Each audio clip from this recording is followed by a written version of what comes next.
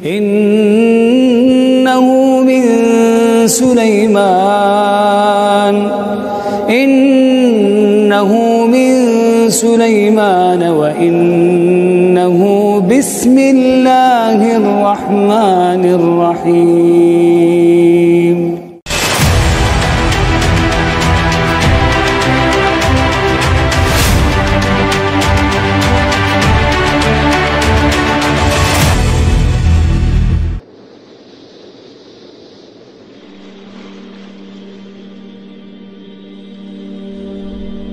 A'udzubillahi minasyaitonirrajim. Bismillahirrahmanirrahim. Assalamualaikum warahmatullahi wabarakatuh. Alhamdulillahi wahda, wassalatu wassalamu ala rasulillah. Pembahasan pada hari ini kita akan membahas tentang 8 makhluk yang tidak akan hancur setelah sangkakala Israfil ditiup pada tiupan yang pertama. Teman-teman, sebagai orang mukmin, kita wajib beriman dengan adanya kiamatul kubra, kiamat besar.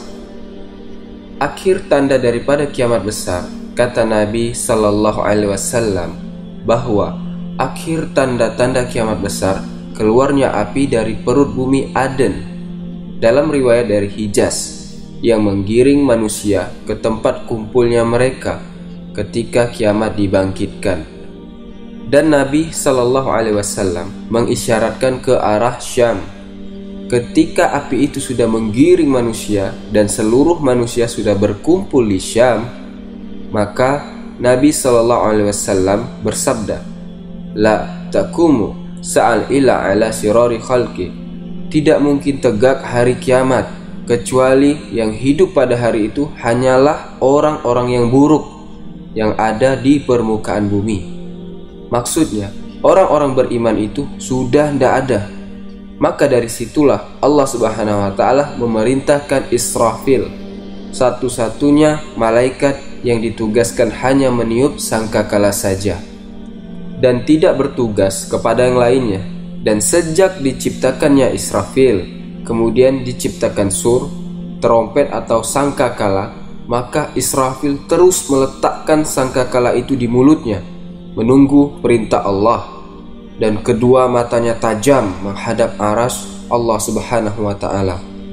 Seolah-olah kapan Allah memerintahkan untuk meniupnya, sehingga dalam hadis Abi Dzar ataupun hadis Abi Sa'id Al-Khudri yang dikeluarkan dari Imam At-Tirmizi, ketika ada Nabi SAW dan para sahabatnya, dilihatnya muka Nabi SAW terlalu termenung sedih. Kemudian sahabat bertanya, maka Nabi SAW menjawab, Kaifa an'am wa qad iltaqama Israfil as-sura, atau sahibul karni karnafayan fuhu fihi. Kata Nabi Sallallahu Alaihi Wasallam, bagaimana aku bisa merasakan nikmat dunia ini sementara pemilik trompet atau sangkakala sudah siap meniupkan trompetnya. Ketika itu para sahabat bertanya, kalau sekiranya Israfil betul-betul meniupkan sangkakalanya, wahai Rasul, apa yang harus kita katakan? Apa yang harus kita lakukan? Maka Nabi SAW mengatakan, Hulu, katakanlah oleh kalian, Hasbunallah wa ni'mal wakil, cukuplah Allah karena dia sebaik-baik pelindung. Tawakkalna ala Rabbina, kita bertawakal kepada Rabb kita. Dalam hadis Abu Hurairah radhiyallahu an, Nabi SAW menyebutkan jarak antara tiupan sangkakala pertama dengan sangkakala kedua selama 40, tanpa menyebut 40 tahun, 40 bulan, 40 minggu, atau 40 hari. Disitulah Allah Subhanahu wa Ta'ala gelapkan dunia, zulumat fauqa zulumat, kegelapan di atas kegelapan, karena matahari digelapkan, bintang-bintang dijatuhkan, lautan ditumpahkan, gunung dihancurkan, bumi digempakan. Disitulah alam semesta dihancurkan, dan disitulah permulaan kiamat besar. Tetapi dengan kehendak Allah Subhanahu wa Ta'ala, ada makhluk-makhluk yang tidak dihancurkan Allah Azza wa Jalla. Seluruh alam ini dihancurkan kecuali wajah Allah Subhanahu wa Ta'ala, pemilik wajah yang sangat mulia. Tapi di sana Allah kehendaki ada makhluk-makhluk yang ketika terjadi kiamat besar Allah tidak hancurkan. Makhluk apa yang tidak Allah hancurkan?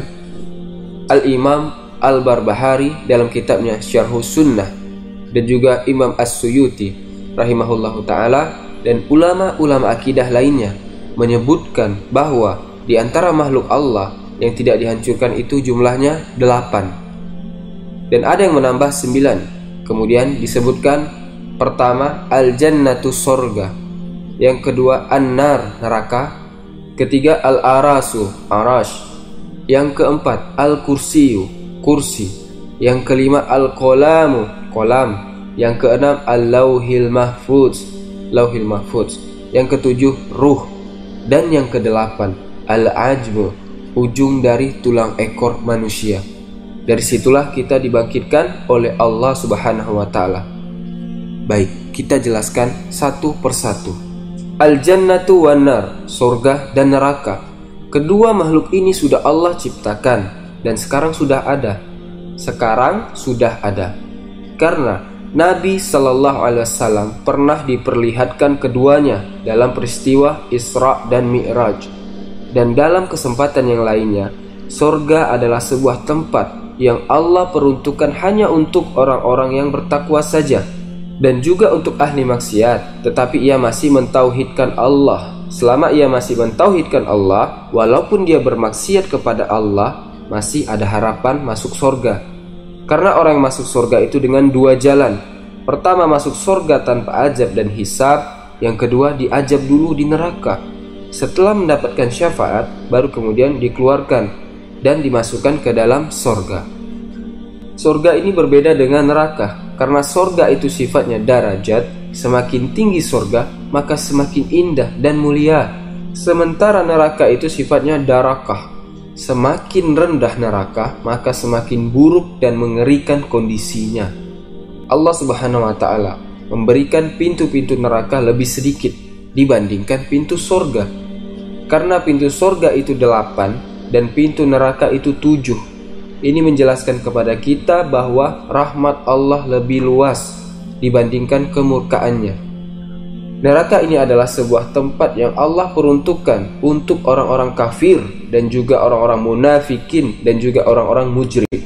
Mereka dilemparkan ke dalam neraka dan Allah sudah takdirkan keduanya kekal. Tetapi kekalnya surga dan neraka tidaklah sekekal Allah. Karena kekekalan keduanya diawali dari tidak ada, kemudian Allah ciptakan menjadi ada, dan atas kehendaknya Allah kekalkan keduanya. Ini dua makhluk yang Allah takdirkan tidak akan musnah oleh tiupan sangkakala Israfil. Kemudian nomor 3 Arash, dan yang nomor 4 kursi. Arash ini teman-teman adalah makhluk Allah yang paling besar. Tidak ada makhluk yang lebih besar dibandingkan Arash. Makhluk Allah yang pertama kali Allah ciptakan adalah Arash. Dan Arash Allah ini berada di atas air. Artinya di atas langit ada lautan, dan singgasana itu berada di atas langit. Setelah menciptakan Arash, Allah menciptakan kolam. Kemudian Allah perintahkan kolam untuk mencatat yang sedang terjadi dan akan terjadi, dan begitu seterusnya. Dari sini menunjukkan bahwa seluruh makhluk Allah berada di bawah Arash. Kemudian Abdullah ibn Abbas memberikan perbandingan lagi. Adapun perbandingan Arash dengan kursi, maka sama dengan perbandingan kursi dengan 7 lapis langit. Bayangkan sebesar apa itu. Tidak akan bisa kita membayangkan besarnya. Kalau kursi saja meliputi langit dan bumi, sementara kursi dibandingkan Arash bagaikan cincin yang diletakkan di padang pasir, menunjukkan besarnya Arash. Allahu Akbar. Maha besar Allah sebagai penciptanya. Dan Arash ini ditopang oleh 8 malaikat. Dan Arash ini pernah berguncang pada saat kematian satu sahabat Rasul, yaitu Sa'ad bin Mu'adz, pemimpin Ansar yang sangat mencintai Rasul. Begitu juga Rasul mencintai dirinya. Maka saat kematiannya itu bergegar Arasy-Nya Allah Subhanahu wa ta'ala. Kemudian yang keempat adalah kursi. Tidak akan Allah hancurkan pada hari kiamat. Dan saking mulianya kursi ini, sampai-sampai Allah sebutkan dalam Al-Quran satu ayat dalam surah Al-Baqarah. dan ayat itu langsung diberi nama dengan Ayatul Kursi. Bahkan kata ulama tafsir, satu-satunya ayat yang paling mulia dibandingkan ayat-ayat yang lain dalam Al-Quran yang 30 juz itu, tidak ada yang lebih mulia dan bisa menandingi kemuliaan ayat kursi. Bahkan ayat kursi lebih terkenal dibandingkan surah Al-Baqarahnya sendiri, karena ayat kursi ini paling banyak diamalkan manusia dalam berbagai macam amalan. Orang sebelum tidur baca ayat kursi, setelah sholat baca ayat kursi, zikir pagi dan petang baca ayat kursi. Banyak perintah untuk membaca ayat kursi. Rasulullah SAW bersabda, siapa membaca ayat kursi setiap selesai sholat, tidak ada yang menghalanginya masuk surga selain kematian. Mati masuk surga. Hadis riwayat An-Nasai. Dan kata Ibnu Katsir, yang dimaksud kursi dalam ayat wasi'a kursiyuhus samawati wal ard, artinya kursi itu tempat berpijaknya Allah Subhanahu wa taala. Kalau tempat berpijaknya saja sebesar itu, maka tentu Allah Subhanahu wa taala akbar dibandingkan makhluknya. Kemudian yang kelima, Lauhil Mahfuz. Lauhil Mahfuz disebutkan dalam surah Buruj, fi lauhin mahfuz.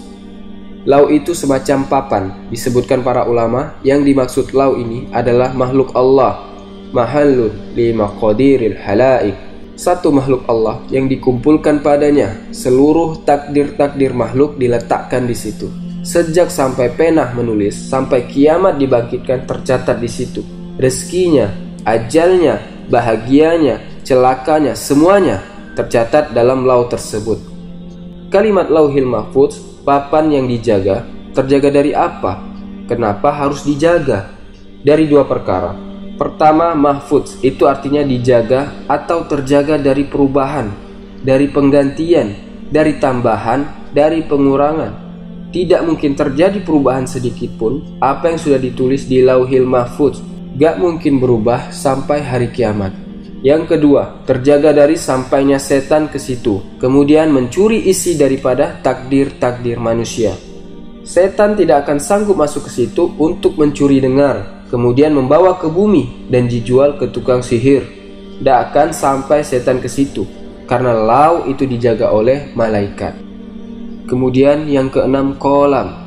Nun wal kolami wa ma yasturun. Kolam, makhluk kedua yang Allah ciptakan. Kemudian kolam mencatat di lau yang dijaga, yang disebut dengan mahfuz. Ada yang mengatakan bahwa letak Lauhil Mahfuz dan juga kolam berada di dalam arash sebagai kemuliaan keduanya, karena seluruh takdir Allah dicatat di situ dan Allah yang menjaganya. Allahu a'lam. Kemudian yang nomor 7, ruh wal ajmu. Ketika kiamat dibangkitkan, kemana ruh pergi? Kelayapan kemana ruh itu? Tatkala ketika Israfil meniupkan sangkakala yang pertama, disitulah kata para ulama, inqita'u azabil qabri, azab kubur terputus di sini. Ruhnya orang-orang yang beriman berada di fil iliyin, diletakkan di tempat yang paling tinggi sementara.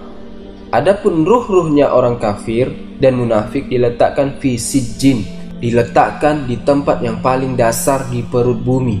Disitulah ruh tersimpan sampai pada waktunya tiupan sangkakala yang kedua, barulah ruh itu dikembalikan lagi ke jasad-jasadnya, sehingga Allah katakan wa akhrajatil ardu asqalaha, maka manusia keluar dari perut bumi dan semua Allah keluarkan, mulai dari Adam sampai yang terakhir mati. Itulah ruh tidak Allah hancurkan di hari kiamat. Dan yang terakhir, ke-8, al-ajmu, ujung tulang ekor manusia. Semua manusia itu punya tulang ekor. Walaupun badan kita hancur dimakan tanah, dimakan cacing tanah, dihantam oleh kiamat hingga bumi ini hancur sehancur-hancurnya, tetap tulang ekor manusia itu tidak akan Allah hancurkan, karena Allah Subhanahu wa ta'ala akan bangkitkan manusia dari situ. Dan Allah ketika membangkitkan kedua kalinya lebih mudah dibandingkan pertama kali menciptakannya. Dari sini teman-teman, jelaslah bahwa makhluk-makhluk ini tidak dihancurkan oleh Allah Subhanahu wa ta'ala pada hari ketika Allah menghancurkan sehancur-hancurnya alam semesta ini. Semoga video ini bermanfaat dan menambah keimanan kita. Subhanakallahumma wa bihamdika asyhadu an la ilaha illa anta astaghfiruka wa atubu ilaik. Wallahu taala a'lam. Assalamualaikum warahmatullahi wabarakatuh.